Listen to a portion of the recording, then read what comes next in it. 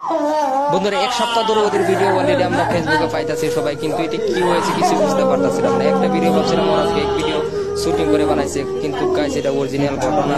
তো ফট লাগে গেছে, কিছু করার নাই। তো এই ভিডিওটা দেখার পরে আমার নিজের আশ্চর্য হইতেছে, ভিতরে কি হয়েছে সেটা বুঝতে পারলাম না।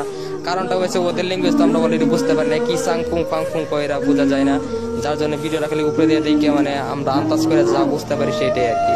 তো ভাই দেখেন কিভাবে কান্দাছে, খাওয়া চাওয়া অনেক প্রবলেম হইতেছে, কারণ দেখতে আছেন কি হয়ে গেছে। তো ওরা যদি মানে হিন্দি ল্যাঙ্গুয়েজ কইতো তাহলে কিছু বুঝতে পারতাম, এটা কিভাবে হয়েছে সম্ভব না অসম্ভব জানি না, বাট এটা অরিজিনাল সত্য ঘটনা। কমসে কম ওদের ভিডিও আমি 7-8টা ভিডিও দেখছি অন্য অন্য চ্যানেলে, কিন্তু এই ভিডিওগুলো অনেক ভাইরাল হতো, কিন্তু ওরা তো ওদের ল্যাঙ্গুয়েজটা কেউ বুঝে না বলে মানে ভিডিওটা তো ট্রেনিং এ যাচ্ছে না, তাও মিলিয়ন মিলিয়ন ভিউজ আসতেছে, কারণ পরবর্তী ভিডিওটা তো যখন আমি ওদের অলরেডি প্রথম ভিডিওটা দেখলাম, প্রথম ভিডিও দেখার পরে আমি তো অলরেডি শুটিং ভাবি আমি মনের মধ্যে অন্য কিছু ভাবি আনিছিলাম। যখন আমি 2-3টা ভিডিও দেখলাম, দেখার পরে ওর চ্যানেলে গেলাম গিয়ে আরো ভিডিও দেখলাম, দেখার পরে যখন ওরা মানে এইভাবে চিল্লাইতেছে, চিল্লানোর পরে ভিডিওটা দেখার পরে মানে অনেক মানে আমার নিজের মনের ভিতরে খারাপ লাগতেছে।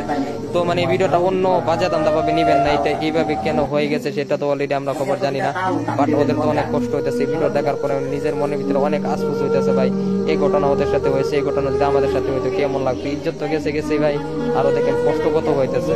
তো কমসে কম আপনার 1 সপ্তাহ ধরে যদি এই ঘটনা হয়ে আছে তো বুঝতে পারছেন কত অসুবিধা হইতেছে, কত শিকার পারতেছে, কারণ